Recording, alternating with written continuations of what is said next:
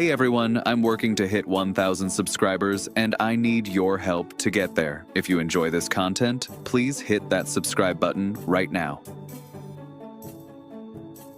The St. Louis Cardinals are at a crossroads, folks, and what happens in the next few weeks could define this franchise for the next decade.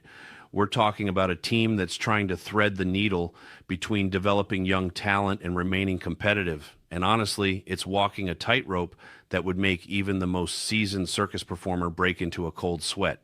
Let me paint you a picture of where we are right now as we roll into the new year.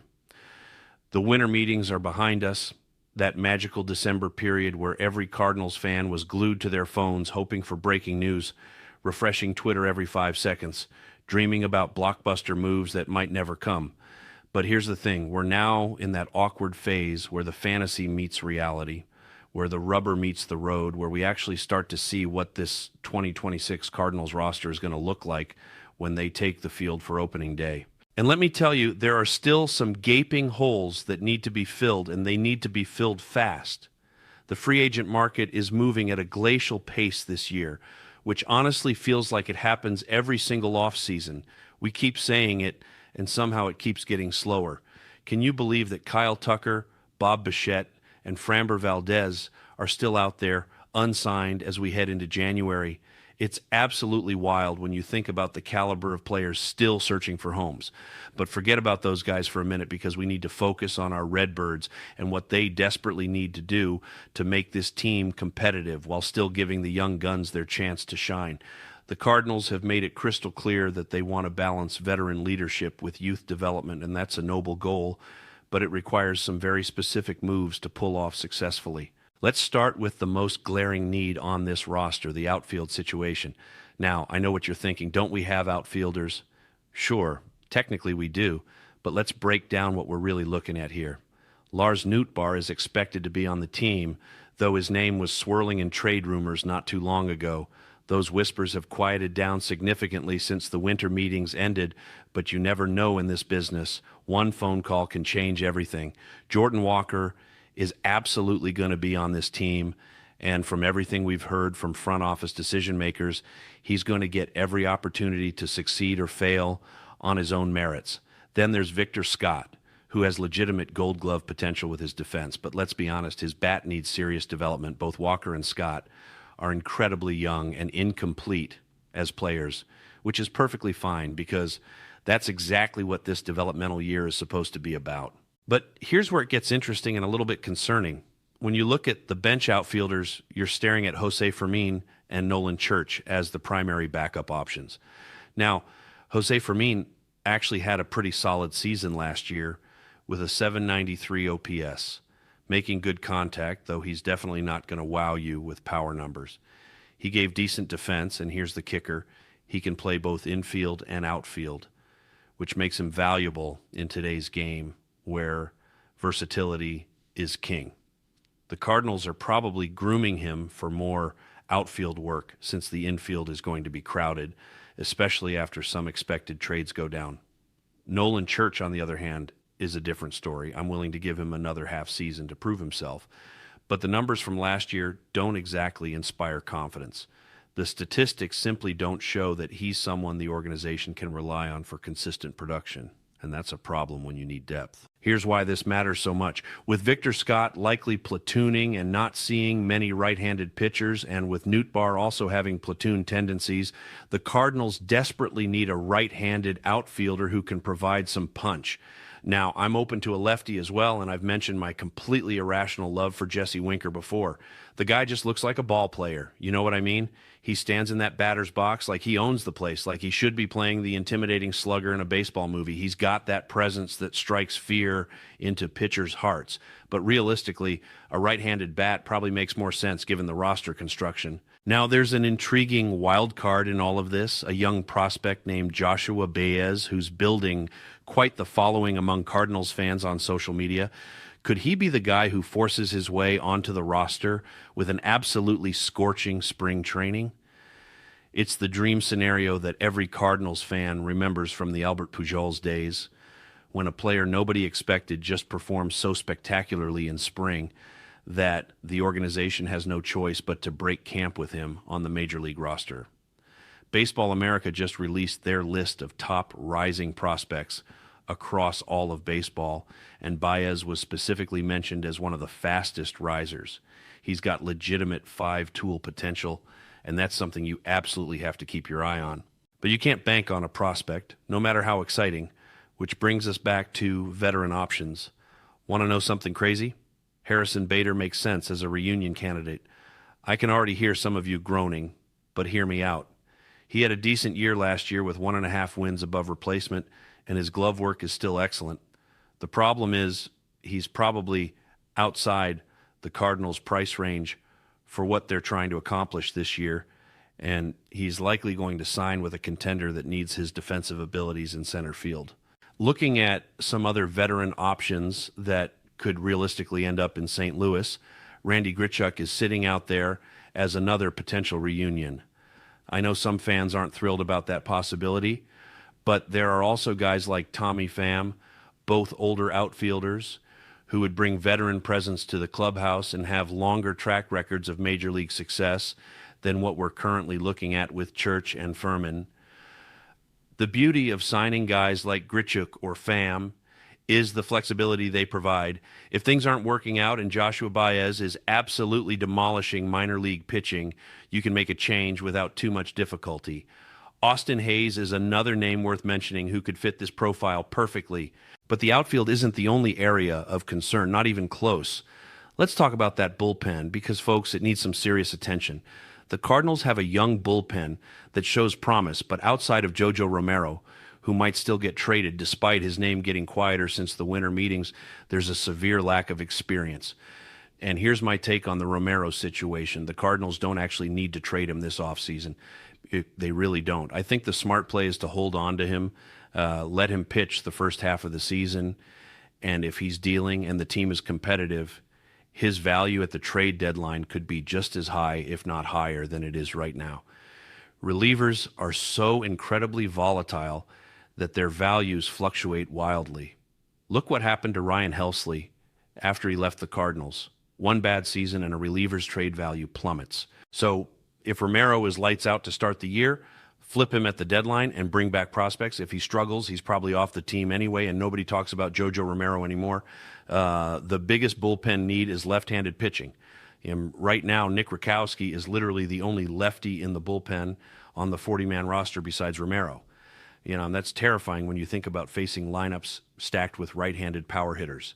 So let's talk about some southpaw options that make sense for this organization. Andrew Chaffin is a 36-year-old veteran who pitched for the Nationals and Angels last year. And before you say, why would he ever want to sign with a rebuilding Cardinals team, remember that he signed with the Nationals and Angels, so clearly he's just looking to play baseball at this stage of his career. The guy pitched to a 2.41 ERA and has closing experience. If things go sideways with Riley O'Brien, Chafin could legitimately close games for this team. Danny Coulombe is another name that makes tremendous sense. He's 36 years old, pitched for the Twins and Rangers last year, neither of which were serious contenders, so the Cardinals would fit that profile. He posted a 2.3 ERA, and get this, he was born in St. Louis. Now, he went to high school in Arizona, so we can't play the classic St. Louis, where did you go to high school game, but there's still a connection there that could help in negotiations. Here's a name that might surprise you, and honestly surprised me when I dug into the numbers. Colby Allard. This guy pitched for the Cleveland Guardians last year, and it was the first season he worked primarily in relief after being a former first-round pick way back in 2015. He's only 28 years old and has bounced around from team to team trying to find his role, and last year in the bullpen he finally found it. 2.63 ERA and a 1.2 whip for a Guardians team that was legitimately trying to compete for a postseason spot. These weren't garbage time innings. He doesn't have eye-popping stuff, but the results speak for themselves. He sounds exactly like the kind of reclamation project the Cardinals love to take on, similar to how Jojo Romero came out of nowhere. A 28-year-old left-hander with upside is exactly what this organization should be targeting. The bullpen absolutely needs at least one more arm, probably two, if we're being honest. The most experienced reliever outside of Romero is Ryan Fernandez, with just 97 career innings pitched. That's not enough veteran presence to anchor a bullpen through a 162-game season. These moves don't have to be flashy or expensive, but they need to happen. Now, let's address the elephant in the room, the starting rotation. This is where things get really interesting and where opinions are going to vary wildly among the fan base. Chaim Bloom has mentioned that the Cardinals are open to adding more experience to the rotation, and there are some intriguing names still available in free agency. But here's my take, and I want to be very clear about this. The Cardinals should not add a starting pitcher just for the sake of adding a starting pitcher. They shouldn't bring in some veteran just to eat innings if he's blocking talented young arms from getting their shot.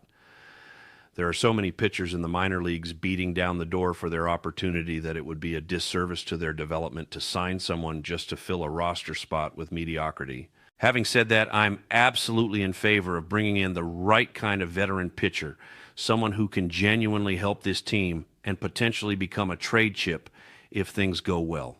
Let me throw a name at you that might make you do a double take. Walker Buehler. Yes, that Walker Buehler, the former Cy Young favorite from the Dodgers. He's 31 years old, a two-time All-Star who finished fourth in Cy Young voting back in 2021. So why is he available, and why could he end up in St. Louis? Well, it's because he's had two Tommy John surgeries. The first back in 2015 and the second in 2022 that wiped out his entire 2023 season. When he came back in 2024, like most pitchers returning from major elbow surgery, he wasn't himself. He battled injuries, adding a hip problem on top of the elbow issues, and his performance suffered. Then in 2025, he finally got healthy, but posted a 4.93 ERA. Why? He lost 2 ticks off his fastball velocity, dropping from 96 miles per hour down to 94. That might not sound like much, but it's the difference between above average velocity and below average velocity. And when you lose that kind of velocity, you have to completely relearn how to pitch. This is exactly the kind of challenge the Cardinals excel at. They could work with Buehler to reinvent himself as a pitcher, just like they're trying to do with Dustin May. Interestingly, Buehler even changed his pitch mix dramatically during his Cy Young caliber season in 2021, jumping on the sweeper bandwagon that was going through the Dodgers rotation like wildfire. But when he came back from surgery, he lost that pitch and reverted to being more of a fastball slider guy, which honestly sounds like a lot of Cardinals pitchers. Bring him in on a 1-year deal, help him rediscover how to pitch with his new velocity profile, and if he figures it out, you either keep him or flip him for prospects at the deadline. There's no such thing as a bad 1-year deal when you're talking about a former Cy Young candidate. Another name that's been connected to the Cardinals by baseball writers is Nick Martinez. He's a 35-year-old swingman who pitched for the Padres and Reds, working primarily out of the bullpen since returning from playing in the Japanese leagues. But here's what's interesting. When the Reds needed him to start games last year, he made 26 starts and posted a 4.45 ERA in a very hitter-friendly ballpark. Previously in his career with San Diego, he'd been excellent in their pitcher-friendly park, which plays much more similar to Busch Stadium. Before last year, he'd never made more than 16 starts in a season, so the Reds basically broke him by overusing him. Why not bring him to St. Louis, put him in the right red uniform, and let him get some revenge on Cincinnati? He'd be the perfect 6th starter, swingman type who can give you quality innings and flexibility throughout the season. The overall point here is that the Cardinals need to make 3 key additions to round out this roster properly. They need an outfielder who can provide veteran leadership and right-handed pop to balance out the youth, and left-handed heavy outfield. They need at least 1, preferably 2, bullpen arms with experience, especially from the left side. And they need 1 veteran starting pitcher who fits the profile of either a reclamation project or a reliable innings eater who won't block the young guns but can provide stability. These moves don't have to break the bank. In fact, they shouldn't break the bank given the Cardinals' stated goals for this season. But they're absolutely necessary to create the kind of balanced roster that can both compete on a nightly basis and develop the young talent that represents the future of this franchise. The beauty of targeting these specific types of veterans is that they all come with built-in flexibility. If the young players force the issue with their performance, These veterans can be moved or released without devastating the long-term plans. But if the young players aren't quite ready, you have major league quality options to fill the gaps. As we head deeper into January and closer to spring training, the urgency of these moves is going to increase. Free agents are going to start signing, options are going to disappear, and the Cardinals cannot afford to be left standing when the music stops. The front office has done a solid job so far of reshaping the roster through trades and creating opportunities for youth, but the job isn't finished, not even close. The next few weeks are going to be crucial in determining whether this Cardinals team can truly thread that needle between development and competition, or whether they're going to end up with a roster that's too young and inexperienced to weather the inevitable struggles of a long baseball season. The pieces are out there waiting to be signed, the perfect complementary veterans who can help mentor the youngsters while still contributing on the field. This is the moment where Chaim Bloom and the front office need to show that they understand not just the long-term vision, but the immediate needs of making this season meaningful for both the players and the fans who show up to Busch Stadium every single night. The Cardinals don't need to make a splash, but they absolutely need to make smart, targeted moves that round out this roster in all the right ways. So, Cardinals Nation, what do you think? Are you on board with bringing in guys like Walker Buehler, Andrew Chafin, or Nick Martinez? Would you rather see Harrison Bader back in a Cardinals uniform? Are you excited about the possibility of Joshua Baez forcing his way onto the roster? Drop your thoughts in the comments below because I want to hear from you. And if you enjoyed this deep dive into what the Cardinals need to do before spring training, smash that like button, subscribe to the channel so you never miss an update, and hit that notification bell so you're the first to know when we break down the next big Cardinals move. We're covering your Redbirds every single day, bringing you the analysis and insights you need to stay ahead of the curve. Let's go Cardinals. Hey everyone, I'm working to hit 1,000 subscribers, and I need your help to get there. If you enjoy this content, please hit that subscribe button right now.